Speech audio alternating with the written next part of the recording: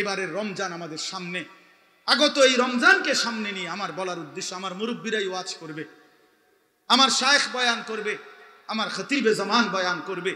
আমি শুধু এতটুকুই বলতে চাই, এবারের রমজানকে সামনে রেখে চলেন জীবন নতুন করে আখিরাতের জন্য, ইসলামের জন্য নিজেকে সাজিয়ে তোলার জন্য আমরা প্রস্তুতি নিই। মাহে রমজান হোক পরিবর্তনের, কি বলেন? মাহে রমজান হোক যেন কি পরিবর্তন। রমজান জিন্দেগি সাফ করে দিবে। আল্লাহ ওয়াদা দিছে, বান্দা এক মাসে তোমারে আমি মুত্তাকি বানায় দেব, এক মাসে জান্নাতি বানায় দেব। রমজানের চাঁদ উঠলে তোমার ইমানের পাসপোর্ট আমারে জমা দিবা। ইয়া আইয়ুহাল্লাযীনা আমানু কুতিবা আলাইকুমুস সিয়াম কামা কুতিবা আলাল্লাযীনা মিন ক্বাবলিকুম। আল্লাহ বলেন, সমস্ত পূর্ববর্তী ইমানদার উম্মতের মতো তোমাদের উপর আমি রোজা ফরজ করলাম।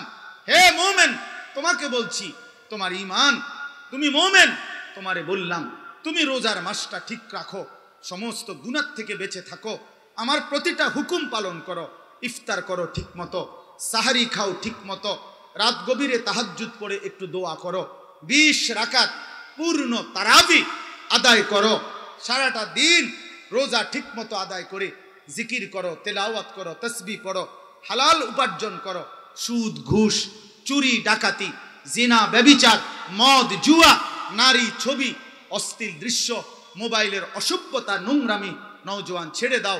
বাপ আপনারাও ছেড়ে দেন, বোনদেরকে ছেড়ে দিতে বলেন বেপর্দার জিন্দেগি। আল্লাহ বলেন, মোমেন আমি ওয়াদা দিলাম 1 মাসের ভিতরে লাআল্লাকুম তাত্তাকুন, তোমারে মুত্তাকি বানায় দেব।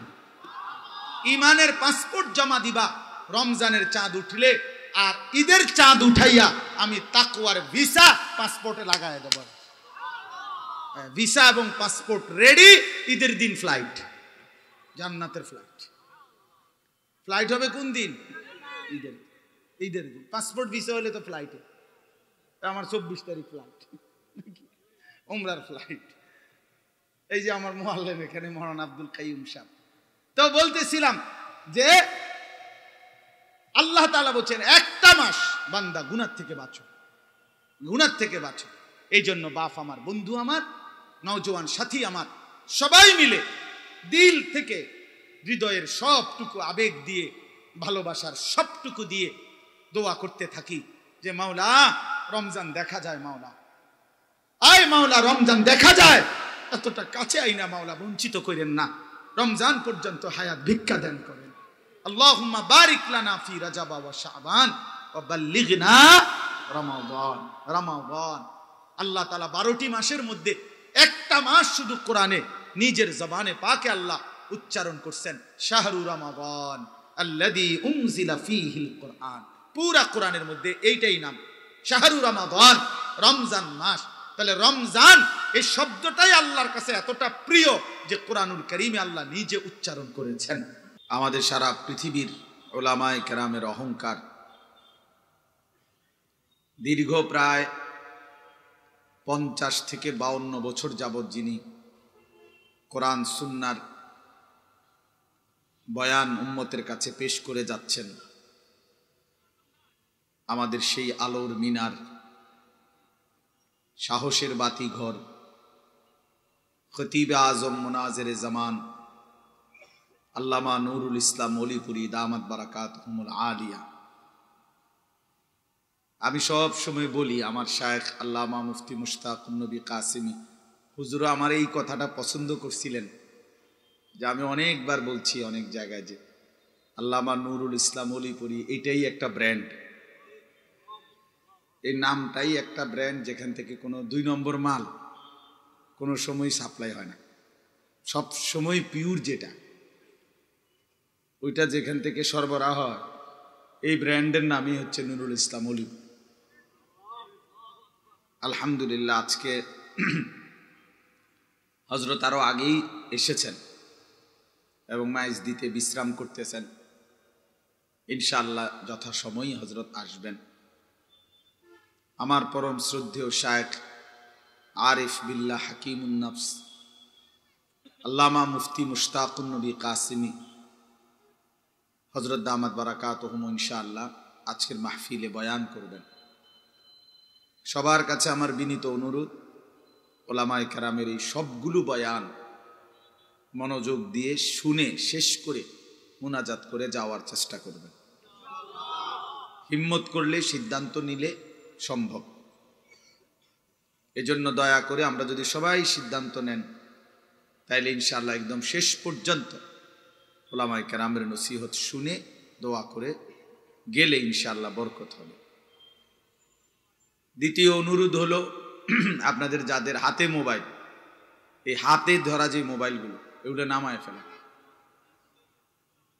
দয়া করে হাতে মোবাইলটা ধরে রাখলে মনোযোগ হয় না, দিল জমে না, অর্থাৎ দিলের মধ্যে কথা ঢোকে না। ওই চাচা অসাধারণ সুন্দর কথা বলছে, যে রেকর্ড অনেক আছে, আমল কর। এই চাচার এই কথা, এটা হাজার কথার এক কথা, লাখ কথার এক কথা। এটা আমিও শুনছি, এখন বললেন যে অর্থ হইল, মোবাইলের মধ্যে তো 10,000 ওয়াজ আছে, 10 লাখ ওয়াজ আছে। বাংলাদেশের, সারা পৃথিবীর হাজার হাজার লাখ লাখ বক্তা, ওয়াইস, বিভিন্ন স্কলার, ব্যক্তিত্বদের অনেক বয়ানাত মোবাইলে আছে। কিন্তু দেখার বিষয় হলো আমার দিলে কি আছে, আমার জিন্দিগির মধ্যে কি আছে, আমার হালাত কি।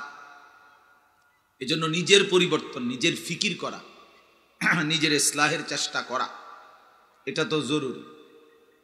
কবরের মধ্যে কিংবা হাসরের মাঠে তো মোবাইল জমা নিবে না, আমার জিন্দিগির আমল নামা জমা নিবে।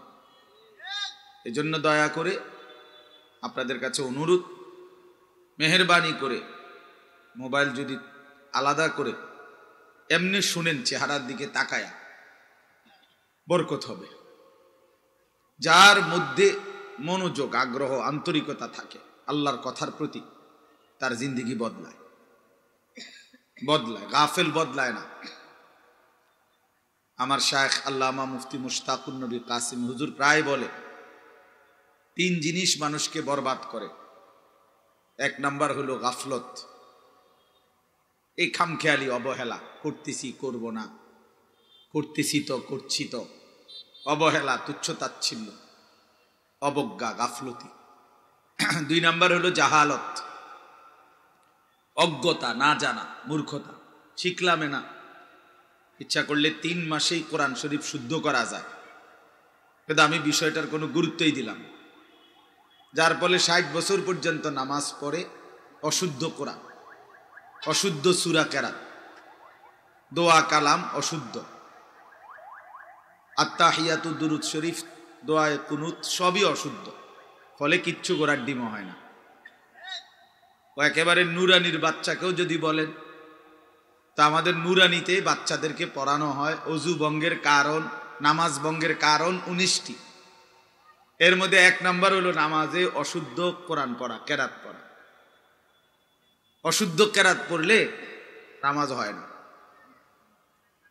তাইলে এই যে জাহালত, না জানা, যেটাই বলবেন, হুজুর এই কথা তো আমি জানতাম না, আপনি জানতেন না।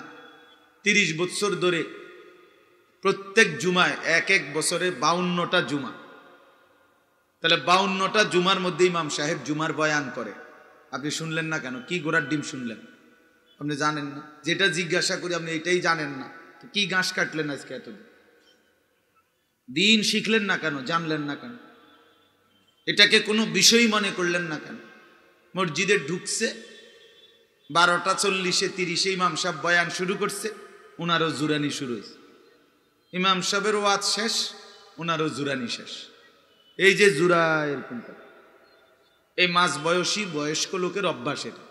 অথচ সপ্তাহের আর কোনো দিন পৌনে 1টা বাজে কোনো সময় ঘুমায় না।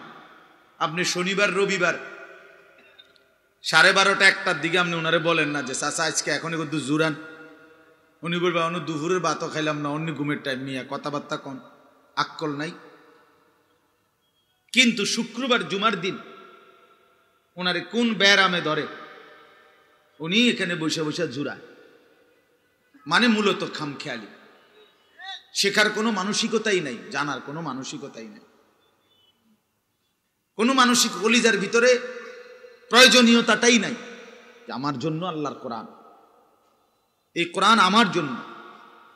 রাসূলুল্লাহ সাল্লাল্লাহু আলাইহি সাল্লামের 23 বছরের জিন্দেগি আমার জন্য, আমার কবর, আমার হাসর, আমার মিজান, আমার ফুলসেরাত, আমার আখিরাত, আমার এই যে আমার এটা, ইন্না সলাতি ওয়া নুসুকি ওয়া মাহইয়ায়া ওয়া মামাতি, আমার আমার আমার নামাজ, আমার ইবাদত, আমার জীবন, আমার মরণ লিল্লাহি রাব্বিল আলামিন, মহান আল্লাহ পাকের জন্য। তাহলে এই যে এটা যদি আমরা দিলের মধ্যে বুঝতাম আরো মনোযোগী হইত, কিন্তু না জানা, সব কিছুর মধ্যেই কোরআন সুন্নাহ এবং ইসলামী হুকুম আহকাম না জানাটাকে কোনো লজ্জাও বোধ করে না। অনেক অনেক মুসলমান, অধিকাংশ জেনারেল শিক্ষিত অনেক মানুষ, উচ্চ শিক্ষিত, অনেক সুন্দর ইংরেজি বাংলা জানে, কথাবার্তা খুব চমৎকার, পৃথিবীর সর্বশেষ খবরটাও জানে, কিন্তু কোরআন শরীফের একটা সূরা কেরাত পড়তে বলবে, হুজুর বুঝেন তো আমরা তো জেনারেল শিক্ষিত মানুষ, তো এগুলো কি আর আমরা পারি? বাহ বাহ বাহ, মানে শুদ্ধ মারে কথা, বাংলা কয় শুদ্ধ, আরবি কয় অশুদ্ধ, ইংরেজি কয় শুদ্ধ, কোরআন শরীফ পড়ে অশুদ্ধ। তার মানে এটা কোনো বিষয়ই না। নাহলে ইংরেজিটা তো আপনি এত সুন্দর করে বলেন কেন? বাংলা কথাটা এত শুদ্ধ করে বলেন কেন? বলেন, সেখানে শুদ্ধর জন্য এতটা, একটা সাধারণ মানুষকে শুনাইবেন, তার জন্য এত সুন্দর, কেমন আছেন, ভালো আছেন, হ্যাঁ, এত সুন্দর করে বললেন, মহান আল্লাহ পাককে শুনাইবেন, সেটা এত অশুদ্ধ কেন? কোরআনুল কারীম তো আল্লাহকে শুনানো, তো আল্লাহ তাআলাকে শুনানোর ব্যাপারে এই খামখেয়ালি কেন? এই জন্য বললাম, জাহালত, অজ্ঞতা, মূর্খতা, দিন সম্পর্কে না জানা, কোরআন সুন্নাহর বিধিবিধান না জানা বরবাদ হওয়ার, জাহান্নামী হওয়ার একটা মৌলিক কারণ। এই ছেলে, এই অপদার্থ, বলছিলাম না মোবাইলটা সরাই, এটার দিকে তাকায় কি দেখো? তুমি আমার দিকে না তাকাইবা, মোবাইলের দিকে চাইছে ব্যাটকাও।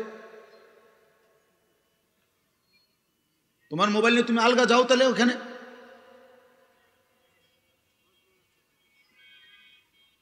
খামখেয়ালি অনেক ছেলে পেলের, মানে কোনো শব্দ, কোনো কথাই, কোনো ভদ্রতাই তার গায়ে বাজে না। আমার যেটা মন চায় এটা, এখানে হুজুর না পাবলিক, এটা মাহফিল না মুরব্বী না বয়স্ক, এত কথার দরকার কি? আমার মোবাইল আমি, খালাস, এটাই সিস্টেম।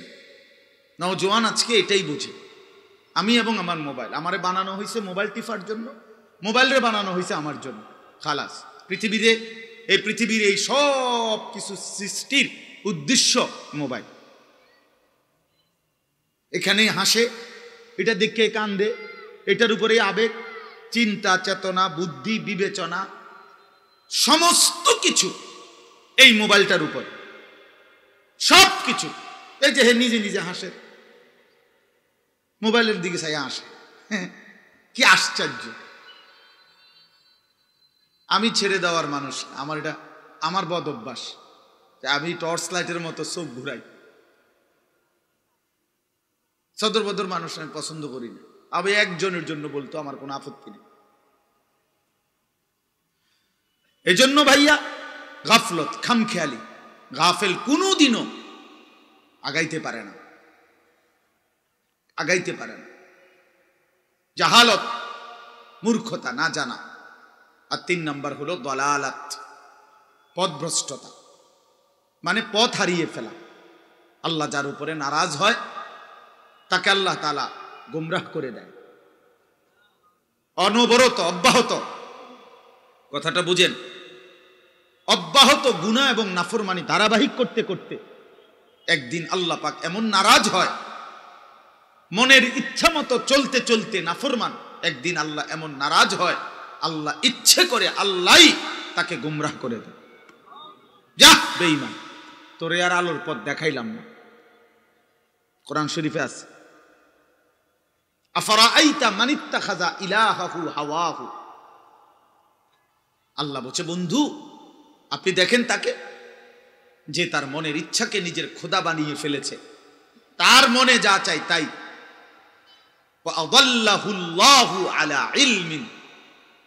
আল্লাহ তাআলা বলেন, আল্লাহই তাকে জেনে বুঝে আদাল্লাহু পথভ্রষ্ট করে দিলেন, আল্লাহই গুমরা করে দিয়েছেন। যা বেঈমান, কয়দিন হয় নামাজ পড়স না? মুসলমানের বাচ্চা 365 দিনের 1 বছর কোনদিন ফজরের নামাজ পড়লি না বেঈমান, ঠিক আছে, আর কোনদিন তৌফিকে দেব না, যা না ফরমান যা। মুসলমানের ঘরে জন্ম নিয়ে 10 বছর মিথ্যা কথা বলে। মুসলমান কি প্রতিদিন মিথ্যা কথা কয়? 30 বছর সুদ খায়, 20 বছর ধরে কথায় কথা গালি দেয়, প্রতিদিন প্রতিনিয়ত দাড়ি কাটে মুসলমান। হ্যাঁ, কি ব্যাপার? কত বছর দাড়ি কাটেন, কত বছর মিথ্যা বলেন, কত বছর ধরে সুদ খান, কত বছর ধরে নর্তকী দেখেন, নাটক সিনেমা দেখেন, টেলিভিশন দেখেন, কি ব্যাপার? ফিরতে পারছেন না কেন? আল্লাহ পথ হারা করে দিছে, আল্লাহ পথ ভুলায় দিছে, পথ ভুলায় দিছে। ওয়ালা তাকুনু কাল্লাযীনা নাসুল্লাহ ফাআনসাহুম আনফুসাহুম। আল্লাহ বলছে, বান্দা আমারে ভুলে যেও না, বেশি ভুলে গেলে একদিন আমি তোমারে তোমার আত্মপরিচয় ভুলায় দেব। একদিন তোমার কবর, তোমার আখিরাত আমি আল্লাহ নিজে ভুলিয়ে দেব। আমরা অনেক সময় রাগ করলে বলি, বেটা এমন ফিডা ফিট মু বাফের নাম ভুলাই দেবো, বেটা 14 গোষ্ঠীর নাম ভুলাই দেবো, বলে না মানুষ? এমন ফিডা দিমু বেটা, ফাজলামি করস। এ ঠিক আল্লাহ বলছে, বান্দা কার লগে ফাজলামি করস, কারে সেজদা দাও না, ঠিক আছে মনে রাখিস, আর কোনদিন তৌফিক দেব না, আর কোনদিন সুযোগ দেব না। ফাআনসাহুম আনফুসাহুম, পরিচয় ভুলায় দেব, পরিচয় ভুলায় দেব। আর কোনদিন মনে পড়বে না তুমি মুসলমান, আর কোনদিন মনে পড়বে না তোমার কবর আছে, আখিরাত আছে। আরে বাপ, এর চাইতে বড় লানত, অভিশাপ আর কিছু না, যে আল্লাহ পথ ভ্রষ্ট করে দিছে। আদাল্লাহুল্লাহ, আল্লাহ বলেন আমি পথ হারা করে দিলাম। কোরআন শরীফে আছে, আল্লাহ বলেন ওয়ামান ইউদলিলিল্লাহু ফামা লাহু মিন হাদ। আল্লাহ যাকে পথ ভ্রষ্ট করে দিলেন তার জন্য আর কোথাও কোনো পথ প্রদর্শক নাই, নাই। আল্লাহ যদি কাউকে পথ ভ্রষ্ট করে দেয় তো তারে হেদায়েত দিবে কে? আব্দুল কাদের জিলানী, জুনায়েদ বাগদাদি, জুনায়েদ বাগদাদির আব্বা, তাইলে আল্লাহ বলেন আমি পথ দলালাত, পথ হারা করে দিলাম। ফামান লাম ইয়াজআলিল্লাহু লাহু নূরান ফামা লাহু মিন নূর। আল্লাহ বলেন আমার আলো যে পেল না তার জন্য আর ফামা লাহু মিন নূর, পৃথিবীর আর কোথাও তার জন্য কোনো আলো নাই, আমার আলো থেকে যে বঞ্চিত। প্রিয় বন্ধু, প্রিয় বাপ, প্রিয় নওজোয়ান, বুঝতে শিখো, ভাবতে শিখো বন্ধু। এমন নাফরমান হইও না যে নাফরমানির কারণে খোদা তোমার থেকে মুখ ফিরায় নিছে। আহা, এর চাইতে বড় লানত আর কিছু হইতে। মনে করেন এই ভাই তো আমার, মনে করেন সে আমার ছোট ভাই, তো সে ভুল করতেছে, ভুল রাস্তায় পথ দিছে, দুষ্টামি বান্দ্রামির, আমি তারে টাই নাই না, আচ্ছা তোরে থাপড়াইলাম, পিটলাম, কন্যাইলাম, মারলাম, তবে বলে দিলাম আর কোনোদিন যদি দেখি বেড়ায় দিকে ঠাক মারালাম বেড়া। সে অনেকক্ষণ কাঁদছে, ব্যথা পাইছে, কিন্তু ফিরে তো চলে আসছে। কথা বোঝেন নাই? সাময়িক এই ব্যথার কষ্ট তার একটু পরে চলে যাবে, কিন্তু সে তো নাফরমানির রাস্তা থেকে কি চলে আসলো। কিন্তু আমি যদি তার প্রতি এমন রাগ করলাম যে আমি বললাম যা পিছা দিয়া ফিট তোর কপাল, তুই আগুনে পরস নাহলে পানিতে পরস, তুই ধ্বংস হ নাহলে বরবাদ হ, তোর যেটা মনে কর তুই এটা কর, যা, তোরে আমি বলবো না, ডাকবো না, ছুইবো না। তো বাহ্যিক যদিও মনে হয় যে আমি তারে থাপ্পড়ও দেই নাই, কোনো আঘাতও করি না, তে কান দেও নাই, কিন্তু সে যে অন্ধকারের রাস্তায় ছুটলো, কেউ যে তাকে ফেরাচ্ছে না, তার অবস্থা কি? তার পরিণতিটা কোথায় বলেন? এর চাইতে কি তারে দইরা আইনা দুইটা কনি দন ভালো আছিল না?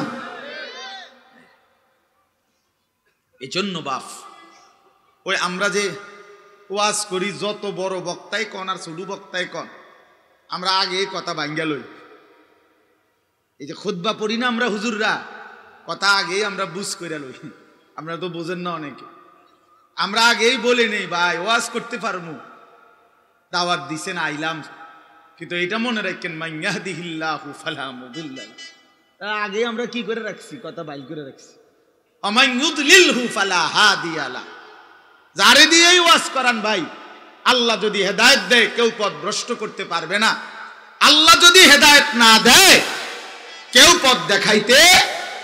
প্রধান বক্তার বিশেষ বক্তা, চাঁদের দেশের বক্তা আর মঙ্গল গ্রহের বক্তা, কামত ফয়সালা কোথায়? এই জন্য আমরা আগে ফেঁস ভাঙ্গা লই, বলে নে এই যে খুতবা এটা সবাই পড়ে, রাসূলুল্লাহ সাল্লাল্লাহু আলাইহি ওয়াসাল্লামের জবানের খুতবা। এই জন্য বললাম, ওই কথার প্রসঙ্গে তিনটা কথা বললাম। এই তিন জিনিস মানুষকে বরবাদ করে। এক, গাফলত, অবহেলা।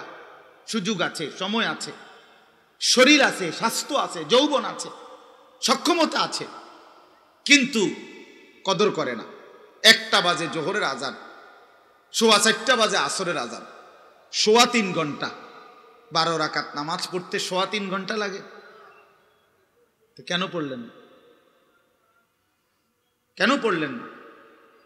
6:40 মনে করেন ফজরের সূর্য উঠে, 5:20, 5:25, 30 আজান দিয়ে ফেলছে, প্রায় 1 ঘন্টা ফজরের ওয়াক্ত। আজানের পরেও তো ধরে নিলাম এই 1 ঘন্টা 4 রাকাত নামাজ পড়তে কি 1 ঘন্টা লাগে? কেন পড়লেন? গাফলত, খামখেয়ালি, অবহেলা। অবহেলা। 7:30 বাজে এশার আজান হইছে, তো রাত 12টা পর্যন্ত কত লম্বা টাইম, কেন পড়লো না? খামখেয়াল। এজন্য বাপ, গাফলত অনেক বড় অপরাধ, গাফলত অনেক বড় বরবাদি, গাফলত গাফেল অনেক বড় বদনসিব। যে শরীর, স্বাস্থ্য, যোগ্যতা, সামর্থ্য, সময় সব কিছু থাকার পরেও বঞ্চিত শুধু গাফলতের কারণে। কিসের কারণে বাপ বলে? গাফলতের কারণে। ভাই তোমরা কষ্ট দিও না, আরে বলো, এগুলো বসতে পারো, হাতিক বসো। তো এই জন্য বললাম গাফলত থেকে বেঁচে থাকা। কোরআনুল কারীমের মধ্যে আছে, মহান আল্লাহ পাক রব্বুল আলামিন প্রিয় নবী সাল্লাল্লাহু আলাইহি ওয়াসাল্লামকেই বলেছেন, ওয়ালা তাকুম মিনাল গাফিলিন বলছেন। আমাদের নবী সাল্লাল্লাহু আলাইহি ওয়াসাল্লাম গাফেল ছিলেন কতক্ষণ? কথা বলে না, বলেন না বাপ, বুঝতেছেন কিনা? নবীজি গাফেল ছিলেন কখন? আম্মা জান আয়েশা রাদিয়াল্লাহু তাআলা আনহা বলেন, নবীজির স্ত্রী উম্মুল মুমিনিন বলতেছেন, কানা রাসূলুল্লাহ সাল্লাল্লাহু আলাইহি ওয়াসাল্লাম ইয়াযকুরুল্লাহ ফি কুল্লি আহইয়ানি। নবী সাল্লাল্লাহু আলাইহি ওয়াসাল্লাম সর্বদাই আল্লাহ পাকের জিকির করতেন। তারপরেও আল্লাহ বলতেছে, দোস্ত, বন্ধু, আপনাকে বলছি, ওয়ালা তাকুম মিনাল গাফিলিন, গাফিলদের অন্তর্ভুক্ত হইয়েন না। নবীজিকে বলছেন, আপনি কে, আমি কে? কোরআন শরীফে আছে, আল্লাহ তাআলা বলছেন, আমি অগণিত জিন এবং মানুষ দিয়ে জাহান্নাম পূর্ণ করব। ওয়ালাকাদ যারানা লি জাহান্নামা কাসীরাম মিনাল জিন্নি ওয়াল ইনস। অসংখ্য অগণিত জিন এবং মানুষ দিয়ে আমি আল্লাহ জাহান্নাম পূর্ণ করব। খোদার কসম, আল্লাহ এই আয়াতের লাস্ট শব্দটা বলছে, আল্লাহ বলতেছে, শোনো বান্দা, যত লোককে আমি জাহান্নামে দেব, কেন দিলাম জাহান্নাম, এই সবগুলো জাহান্নামীর সম্মিলিত একত্রিত একটি পরিচয় হলো উলাইকা হুমুল গাফিলুন। এই আয়াতের শেষ কথা। এরা সবগুলো নাফরমান জাহান্নামী, মূলত গাফেল। মূলত কি ছিল? গাফেল। কিরে নামাজ যাইতে না, হজামু জান্না আইতে আছে শেষ। আরে কিরে উঠো না, ফজরের নামাজ। হ্যাঁ উঠতেছি, এরকম শুরু করলেন কেন? যাইবেন না নামাজ? এই মানে এই খামখেয়ালি, এই হাসতে হাসতে মজা করতে করতে, তুচ্ছতাচ্ছিল্য করতে করতে জিন্দিগি শেষ, জিন্দিগি শেষ। আলহাকুমুত তাকাসুর হাত্তা যুরতুমুল মাকাবির। আল্লাহ তাআলা বলে, বান্দা দুনিয়া বাড়ানোর নেশা, শাগালাকুম তোমাদেরকে ব্যস্ত করে দিল, ও আনসাকুমাল আখিরা আখিরাত ভুলায়া দিল। এরই মধ্যে একদিন কবরস্থানেই পৌঁছে গেল।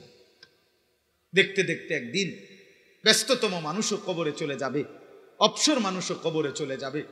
হাসলেও মরে যাবেন, কাঁদলেও মরে যাবেন। সুখের অট্টালিকা থেকেও কবরে যাবে, দুঃখের কুড়েঘর থেকেও মরে যাবে। জীবনে যে কোনো দিন হাসে নাই সেও কবরে যাবে, জীবনে যে কোনো দিন দুঃখ পায় নাই সেও মরে যাবে। প্রিয় বন্ধু আমার, বাপ আমার, মরতেই হবে, মরতেই হবে, যেতেই হবে। এটাই চূড়ান্ত অনিবার্য বাস্তবতা। তাহলে চোখের সামনে এত মৃত্যু, এত লাশ, এত জানাজা, এত কবরস্থান দেখে আখিরাত ভুলে যাওয়া, কবর ভুলে যাওয়া, এর চাইতে বড় বোকামি আর কিচ্ছু হইতে পারে না। 30 বছর আগে একবার কবরের কথা কইছে, আর তো কোনোদিন কয় নাই, বিষয়টা খেয়াল ছিল না, এমন বলার সুযোগ আছে কি? চলার পথে, জীবন চলার পথে প্রতিনিয়ত মানুষের মৃত্যু দেখি এবং শুনি। আমাদের জীবনটা এমন না? তাইলে ভুললেন কেন? কেন ভুলে গেলেন? আল্লাহকে কেন ভুলে গেলেন? এই জন্য বাপ, আমি অনুরোধ করছি, মেহেরবানি করে আন্তরিকতা নিয়ে, শতভাগ মনোযোগ দিয়ে আল্লাহর কথা শুনবেন। বলেন ইনশাআল্লাহ। শুধু আমি একজনের বয়ান না, আমি এই কথাটা এতটা লম্বা করলাম এই জন্য, অর্থাৎ শুক্রবার জুম্মার বয়ান মনোযোগ দিয়ে শুনবেন। আপনার এলাকার হুজুর, স্থানীয় উলামায়ে কেরাম, আপনার মসজিদের ইমাম সাহেব, সবাই সারা বাংলাদেশ জনপ্রিয় হইতে হবে। প্রিয় ভাই আমার, এটা কোনো কথাই না। জনপ্রিয়তা, খ্যাতি, এটা একটা ধোঁকা, ধোঁকা, ধোঁকা বেটা, এটা ধোঁকা বেটা, এটা ধোঁকা। সফলতা কিংবা ব্যর্থতার জন্য জনপ্রিয়তা কোনো মুখ্য বিষয় নয়। সবাই চিনলে সফল, সবাই না চিনলে ব্যর্থ, এমন কথা কোরআন সুন্নাহর মধ্যে নাই, এমন কথা নাই। সফলতা কিংবা 10,000 মানুষের সামনে ওয়াজ করলে উনি সফল, আর 10 জনের সামনে বললে উনি ব্যর্থ, এই কথা কোরআন সুন্নাহর মধ্যে নাই। কথা বুঝছেন? কাজেই আপনার স্থানীয় উলামায়ে কেরামকে সর্বোচ্চ কদর করবেন। বলেন ইনশাআল্লাহ। ও আসরের পরে কে বয়ান করবে? হুজুর, আমরা এলাকার হুজুররা কিছু টুকটাক কইব, ওই এমনি কথা, এটা বেটকি মারে। হ্যাঁ, আমরা এলাকার হুজুর কখন এটা টুকটাক হয়ে গেছে। তা আমি অনেক মানুষের জিজ্ঞাসা করছি, মিয়া স্থানীয় উলামায়ে কেরাম বললে বুঝি এটা টুকটাক হয়? টুকটাক অর্থ কি? আল্লাহর কথা বল, টুকটাক কি তা? বলেন তামাশা আর কি। অথচ কোরআনুল কারীমের মধ্যে আছে, ওয়াজাআকুমুন নাযীর। আল্লাহ প্রত্যেক জাহান্নামীকে বলবে, তোমার কাছে আমি 2টা জিনিস, এক, তোমারে আমি হায়াত দিছি আমল করার মতো, আরেকটা হলো তোমার কাছে আমি ভয় প্রদর্শনকারী বান্দা পাঠিয়েছি। অতএব প্রত্যেক অঞ্চলে ওয়ালিকুল্লি কওমিন হাদ, কোরআনে আল্লাহ বলছে প্রত্যেক জাতির জন্য, গোষ্ঠীর জন্য পথ প্রদর্শক আল্লাহ নির্ধারণ করেছেন। এজন্য খোদার কসম বাপ, প্রত্যেক এলাকার, প্রত্যেক জনপদের, প্রত্যেক মহল্লার স্থানীয় উলামায়ে কেরাম ওই এলাকার, ওই অঞ্চলের মানুষের রাহবার, হাত, পথ প্রদর্শক। আপনি যদি উনাদেরকে কদর না করেন, আলো পাবেন না, আলো পাবেন না। না, সবসময় বড় চাঁদের দেশের হুজুর আইতে হইব, মঙ্গল গ্রহ থেকে একেবারে ফিকাফে করে হুজুর আনতে হইব, এটা বিরাট তাজা হুজুর, মোড়া তাজা হুজুর আনতে হইব, এটা কোনো কথা না। না না, সবাই চিনতে হবে জরুরি না। আপনাদেরকে আমি একটা ছোট্ট উদাহরণ বলি। কোরআনুল কারীমের মধ্যে 25 জন নবী এবং রাসূলের নাম আছে। এখানে আমার শ্রদ্ধেয় উলামায়ে কেরাম আছেন, আপনি জিজ্ঞেস করেন কোরআনে নবীর নাম আছে কয়জন? 25 জন, বলেন না কয়জন? তো নবী রাসূল তো মোট 25 জন, কয়জন? তো 1,24,000 কিংবা 2,24,000, এই আরো বেশি কম হইতে পারে। তো 1,24,000-ই ধরেন। তো কোরআন শরীফে নবীদের নাম আছে 25 জন। হাদিস এবং অন্যান্য ইতিহাসের কিতাবে মিলাইলে, সবগুলো মিলাইয়া বাড়ি সালান দিয়া 100 নবীর নাম মিলাইতে কষ্ট হয়ে যাবে। কথা বুঝেন? একেবারে বাড়ি সালান দিল সমস্ত নবীর নাম মিলাইলে, সব কিতাব খুঁজা, তো 100 জনে যদি মনে করেন জানা গেল, ধরে নিলাম, তো 1,24,000 নবীর মধ্যে 100 জনের নাম মনে করেন আমরা পৃথিবীবাসী জানি, ওলামায়ে কেরাম জানে, তো বাকি যাদের নাম কেউ জানে না ওনারা ব্যর্থ। মতো তো চেনে না, ওনারা তো ভাইরাল না, ওনাগরে তো সবাই চেনে না, বলেন তো ওনারা ব্যর্থ। তাইলে আমাদের প্রিয় নবী সাল্লাল্লাহু আলাইহি ওয়াসাল্লাম বিদায় হজ্জের মাঠে আরাফাতের ময়দানে ভাষণ দিয়েছিলেন যখন 10ম হিজরিতে, তখন নবীজির সামনে হজ্জের মাঠেই ছিল 1,25,000 সাহাবী। তো কম বেশি হইতে পারে আরো, তা আপনি ধরেন 1,25,000, এটাই তো 1,25,000 নাকি? পৃথিবীর সমস্ত কিতাব একত্রিত করলেও 5,000 সাহাবীর নাম খুঁজে পাওয়া যাবে না। একবার সব কিতাব খুঁজে ফেলল, সর্বোচ্চ 313 জন বদরি সাহাবীর নাম একসাথে আছে, আর বাকি আরো আছে সাহাবীদের নাম। তো আপনি মনে করেন একেবারে সর্বোচ্চ তালাশ করে 5,000-এর নাম মিলাইল, কথার কথায় এতটুকু হবে না, আরো কম। আমি ধরে নিলাম 5,000 সাহাবীর নাম জানি আমরা, বা হুজুররা জানে, বা কিতাবে লেখা হয়েছে। তো শুধু আরাফাতের ময়দানেই তো ছিল 1,25,000 সাহাবী, সবাই তো একেবারে হজে আসে নাই, আরো তো ছিল বাড়ি ঘরে নাকি? আচ্ছা এবার দেন, আপনি 1,25,000 থেকে যদি 5,000-এর নাম সবাই জানে, তো 1,20,000 সাহাবীর নাম তো পৃথিবীবাসী কেউ জানে না, তো ওনারা ব্যর্থ। এটা এটা এটা যদি বুঝে থাকেন তো নিজ নিজ মহল্লার স্থানীয় ওলামায়ে কেরামকে কদর করবেন। শুক্রবারে জুমার বয়ান 100% মনোযোগ দিয়ে শুনবেন, তাইলে ইনশাআল্লাহ দেখবেন জিন্দেগি সুন্দর হবে। ধারাবাহিকভাবে শুনতে হবে। 52 সপ্তাহ, একটা বছর, খামখেয়ালি মনে করেন না। 52 সপ্তাহে ইমাম সাহেব বয়ান করে, প্রতি 52তে 50 মিনিট করে বয়ান করে। আপনি 1 বছর অনেক কথা শুনতে পারবেন, আল্লাহর কথা শুনতে পারবেন, যদি মনোযোগ দেন, যদি আন্তরিকতা দেখান। এই জন্য আমি বিনীত অনুরোধ করছি, আপনারা প্রত্যেকেই নিজ নিজ মহল্লার স্থানীয় ওলামায়ে কেরামকে কদর করবেন, ওনাদের নসিহত শুনবেন। বলেন ইনশাআল্লাহ, সবাই বলেন ইনশাআল্লাহ। আমার কথাটা মনে থাকবে তো ইনশাআল্লাহ? দিল দিয়া মনে রাখবেন, তাইলে ফায়দা পাইবেন। পরিবর্তন দরকার, বাপ বদলানো দরকার। এই বছর এই 3 জন হুজুরের রং চাইলাম, আগামী বছর আরো নতুন হুজুর আনো, আরো 3 জন, পরের বছর আরো 3 জন হুজুর আনো। তো বছরের বছরে হুজুর বদলাইলো, হ্যাঁ, হুজুর আনলো, মনে করেন একজন চাঁদের দেশের থেকে, একজন মঙ্গল গ্রহ থেকে, একজন সিলেটের, একজন লন্ডনের। তো আপনার তো কোনো পরিবর্তন নাই, তো হুজুর বদলাইয়া লাভ কি? আপনি তো এই তো আজকে 60 বছর অনবীর এখান কথা কয় না, আমনে ডাকাইতের তো কোনো বদলানি নাই। আপনি তো আজকে 60 বছর এখনো যে আক করলেই কথায় কথায় গালি দেন, তো কার কাছে ওয়াজ করে? এই ওয়াজ যায় কই? এগুলা যায় কই? এত ওয়াজ কই যায়? বলেন ইনসাফের সাথে। এই জন্য দয়া করে ভাবতে শিখেন, বুঝতে শিখেন। একজন আলেমকে আমারে মনে করেন 10,000 মানুষ আমারে চিনে, 10 লাখ মানুষ চিনে মনে করেন, তো চিনলে আপনার কি? আপনার ফায়দা কি মিয়া? আপনি বদলাবেন কখন সেটা বলেন, আপনি চেঞ্জ হবেন কখন সেটা বলেন, আপনার আমার জিন্দেগি চেঞ্জ হবে কোন দিন সেটা বলেন। এই জন্য প্রিয় ভাই, প্রিয় বাপ, ওলামায়ে কেরামের কথাকে কদর করে নিজের ফিকির করা, নিজের সংশোধনের ফিকির করা, নিজের জিন্দেগি সাজানোর ফিকির করা, এটা জরুরি বিষয়। ইন উরিদু ইল্লাল ইসলাহা মাস্তাতাতু, কোরআন শরীফে আছে, নবীগণ মানুষদেরকে বলতেন, হে আমার জাতি, দিবানিশি তোমাদেরকে আল্লাহর পথে ডাকতেছি। কেন কেন ডাকছেন? 950 বছর হযরত নূহ আলাইহিস সালাম মানুষকে আল্লাহর দিকে কেন ডাকলেন? আর নবীরা বলতেন, ইন উরিদু ইল্লাল ইসলাহা মাস্তাতাতু, হে আমার জাতি, আর কোনো উদ্দেশ্য নাই, উদ্দেশ্য কেবল একটাই, তোমাদের সংশোধন আমার সাধ্যের সবটুকু দিয়ে। নবীরা বলতেন যে আমি আমার সাধ্যের সবটুকু দিয়ে আমি তোমাদের সংশোধন চাই, তোমাদের পরিবর্তন চাই। এই জন্য আল্লাহ নবী সাল্লাল্লাহু আলাইহি সাল্লাম 23টা বছর দুয়ারে দুয়ারে ঘুরছেন। নবী সাল্লাল্লাহু আলাইহি সাল্লামের যেই কোনো ঐতিহাসিক পরীক্ষা করিলে এটা প্রমাণ হবে, আল্লাহ নবী সাল্লাল্লাহু আলাইহি সাল্লাম বিছানার মধ্যে কাত হইছেন যতটুকু, আল্লাহর কসম উম্মতের জন্য দুয়ারে দুয়ারে হাঁটছেন তার চাইতে 10 গুণ বেশি।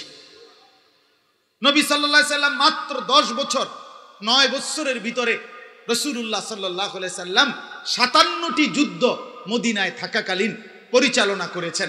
এর মধ্যে 27টা যুদ্ধে নিজে সশরীরে অংশগ্রহণ করেছেন। 30টা যুদ্ধে সাহাবায়ে কেরামের নেতৃত্বে যুদ্ধের কাফেলা পাঠাইছেন। তো যিনি 9 বছর, 9.5 বছর, 10 বছরের ভিতরে 57টি যুদ্ধ পরিচালনা করছেন, 27টা যুদ্ধে নিজে অংশগ্রহণ করেছেন ঘোড়ার পিঠে চড়ে, এরপরে কোরআনুল কারীমের আয়াতগুলো সংগ্রহ করেছেন, এই লক্ষ সাহাবীর মাসআলা মাসাইলের সমাধান দিয়েছেন, এরপরে উম্মতের 5 ওয়াক্ত নামাজের ইমামতি করেছেন, জুমার নামাজের বয়ানাত করেছেন, সাহাবায়ে কেরামকে তালিম দিয়েছেন, অন্তরাত্মা তাজকিয়া পরিশুদ্ধ করার মেহনত করেছেন। হার সমস্ত এই ফিকির এবং এই মেহনতের ভিতরে বিশ্রাম মিলল কখন? বলেন, ইনসাফের কথা বলেন, বিশ্রাম মিলল কখন? এই পরিমাণ পেরেশানি আর অস্থিরতা আল্লাহ নবী সাল্লাল্লাহু আলাইহি সাল্লামের ছিল, যে অস্থিরতা আর পেরেশানির কারণে আল্লাহ তাআলা কোরআনুল কারীমের আয়াত নাজিল করে আল্লাহ নবীকে থামতে বলছে, বন্ধু ফালাআল্লাকা বাখিউন নাফসাকা আলা আসারিহিম ইল্লাম ইউমিনু বিহাদাল হাদিস আসাফা। আল্লাহ নিজে বলছে, বন্ধু আরে আরে আরে আপনি তো মরে যাবেন, আপনি কি শুরু করলেন? লোকেরা ঈমান আনতেছে না, এই আফসোসে আফসোসে আপনি কি মরে যাবেন? আপনি কি জীবন দিয়ে ফেলবেন নাকি? থামেন, একটু বিশ্রাম করেন, শরীরের উপরে রহম করেন, রহম করেন। আজকে আমরা শামীম ভাই, এখানের ওলামায়ে কেরাম এরা আমারে বলতেছে, শামীম ভাইরে কত থামান, বেচারারে কোন একটু বিশ্রাম হয়েছে, কোনো ঘুম নাই, নিদ নাই, একটা মাহফিলের জন্য কি পরিমাণ দৌড়াদৌড়ি। আমিও আইয়া দেখছি যে ঘাম বাইয়া বাইয়া পড়তেছে। কথার কথা, তাহলে পেরেশানি রাসূলুল্লাহ সাল্লাল্লাহু আলাইহি সাল্লামের এমন ছিল। এই জন্য দোস্ত আমার, বন্ধু আমার, ফিকির একটাই, ওলামায়ে কেরামের সংশোধন, সংশোধন, সংশোধন দরকার। শুধুমাত্র বক্তা চেঞ্জ করলেন একটার পর একটা, অথবা উনার বয়ান একটু ভাল লাগছে, উনার সুর ভাল লাগছে, উনি 2টা শিক্ষার দিছে, শিক্ষারটি সেরকম হয়েছে, হ্যাঁ 2টা হুঙ্কার মারছে, উড়াই এলাইব কইছে, আমরাও কইছি উড়াই এলামু, এটা সুন্দর লাগছে। তো কারো হুঙ্কার, কারো চিৎকার, কারো সুর, কারো টানা, কারো কোয়ানি, এগুলো আমনেতে ভাল লাগছে। তো ওয়াজ শুনছেন কি? হেডা না করে পরিবর্তনের কথা বলেন, ইসলাহের কথা বলেন, সংশোধনের কথা বলেন, নিজের ফিকিরের কথা বলেন। ফজরের নামাজ পড়বেন কোন দিন? আমার কিশোর নওজোয়ান, তোমরা ফজরের নামাজ পড়বা কোন দিন? প্রিয় বন্ধু আমার, ভাই আমার, নওজোয়ান সাথী আমার, ফজরের সেজদা ছাড়া তোমার দ্বারা কালেমার বিজয় হবে না। আমি বললাম হবে না, আমি বললাম হবে না। যেই কপালে ফজরের সেজদা নাই, তোমার দ্বারা ঈমান ইসলামের পতাকা উড়বে না। হকের বিজয়, কালেমার বিজয় ফজরের সেজদার উপর, এটা গুরুত্বপূর্ণ, সবচেয়ে গুরুত্বপূর্ণ। এই জন্য ফজরের নামাজকে বলা হয় ওয়াক্তুল ইনকিলাব, পরিবর্তনের সময়। ফজরের ওয়াক্তে বেঈমান ধ্বংস হয়, ফজরের ওয়াক্তে ইমানদারের বিজয় হয়। হ্যাঁ, কোরআনুল কারীমে আছে কওমে লূত আল্লাহ আযাব দিয়ে ধ্বংস করেছে ফজরের ওয়াক্তে, কওমে সালেহ আল্লাহ আযাব দিয়ে ধ্বংস করেছে ফজরের ওয়াক্তে, কওমে সামুদ আল্লাহ ধ্বংস করেছে আযাব দিয়ে ফজরের ওয়াক্তে। ফাসবাহু ফি দারিহিম জাসিমিন, ফাসবাহু সুবহ, সুবহ ভোর, এই ফজরের ওয়াক্ত। ফেরেশতা জিজ্ঞাসা করছে, আল্লাহ লূত আলাইহিস সালামের কওমকে আমি উল্টে দেব কখন? আল্লাহ বলছে ইন্না মাউইদাহুমুস সুবহ আলাইসা সুবহু বিকরিব। আল্লাহ বলছে ফেরেশতা ফজরের ওয়াক্তে উল্টাই দিবা, ফজরের ওয়াক্ত। এজন্য ফজরের ওয়াক্তে নাফরমান ধ্বংস হয়। আর কোরআনুল কারীমের সূরা বনী ইসরাঈলের মধ্যে আছে আল্লাহ তাআলা বলছে, নবী আপনি 5 ওয়াক্ত নামাজ, বিশেষ করে ফজরের নামাজ সহ পূর্ণ আদায় করবেন আপনার অনুসারীদেরকে নিয়ে। 2 তাহাজ্জুদ নামাজ পড়বেন রাত গভীরে। 3 আমি আল্লাহর কাছে বেশি বেশি দোয়া করবেন। আল্লাহর নবী বলেন, আরে আল্লাহ বলেন, বন্ধু এই 3 আমলে যত্নবান হবেন, আমি ওয়াদা দিলাম, ওয়াকুল জা আল হাক্কু ওয়া যাহাকাল বাতিল। এরপরে এই আয়াত সূরা বনী ইসরাইলে এই 3 আমলের পরের আয়াত হলো, চতুর্থ আয়াত হলো এটা, আকিমিস সালাতা লিদুলুকিশ শামসি ইলা গাসাকিল লাইলি ওয়া কুরআনাল ফজর ইন্না কুরআনাল ফজরি কানা মাশহুদা। আল্লাহ 4 ওয়াক্ত একসাথে বলছে, লিদুলুকিশ শামসি ইলা গাসাকিল লাইল।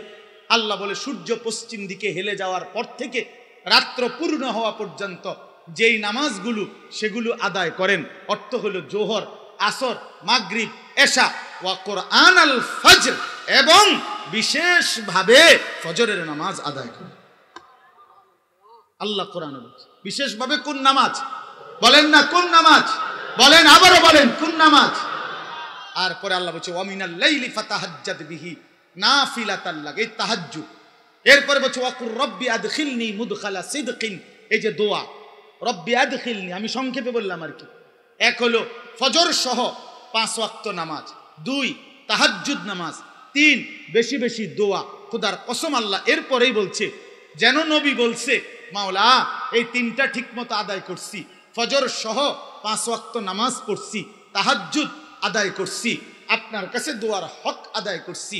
আল্লাহ এখন বলেন ওয়াকুল জা আল হাক্কু, এবার বলেন শুনেন, জা আল হক, হকের বিজয় হয়ে গেল। এজন্য প্রিয় বন্ধু, ফজরের সেজদা ছাড়া ইমানের বিজয় হবে না, ইসলামের বিজয় হবে না, কোরআনের বিজয় হবে না।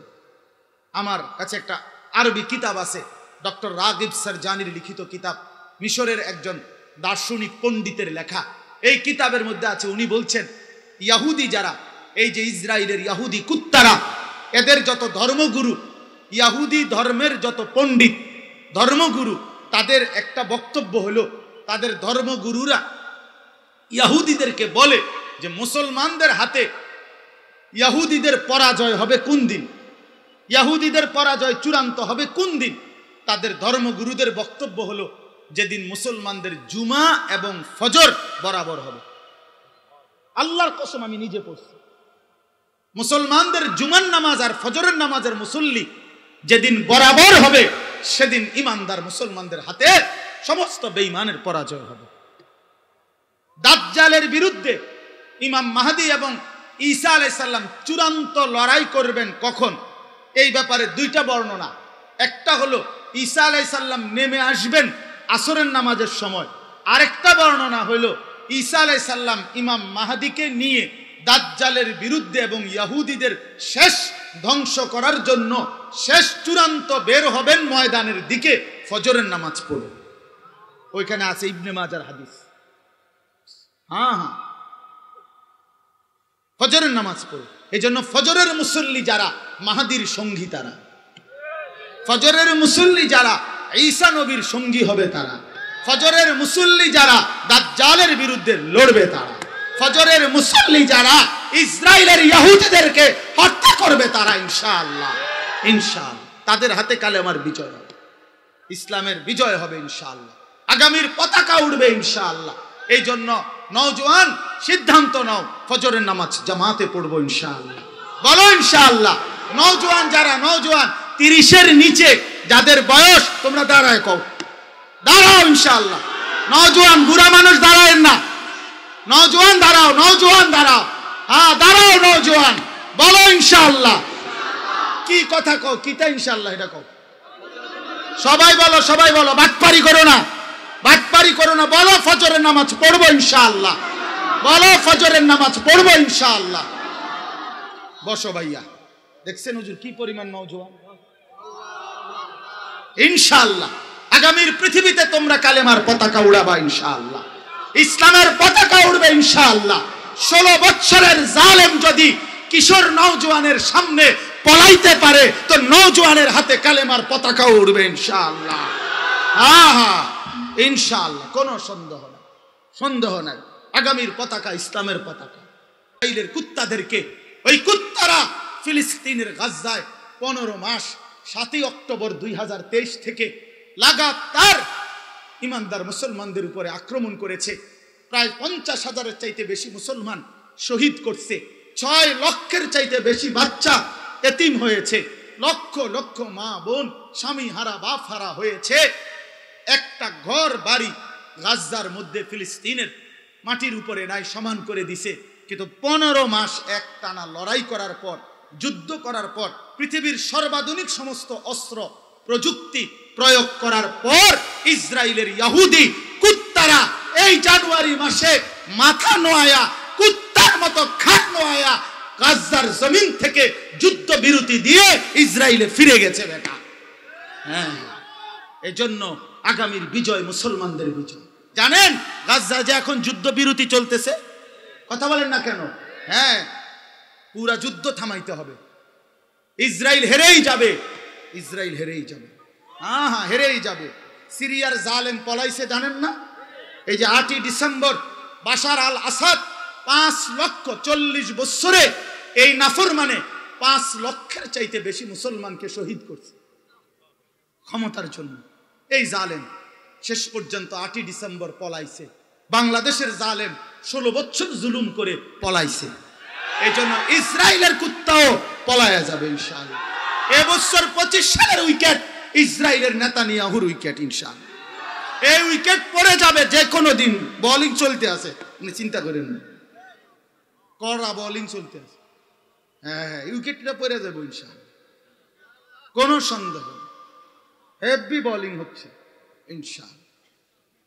হ্যাঁ, এজন্য দোস্ত নওজোয়ান আমার, আগামীর পৃথিবীতে ইসলামের পতাকা উড়াবার জন্য তোমরা তৈরি হও, কালেমার পতাকা উড়াবা।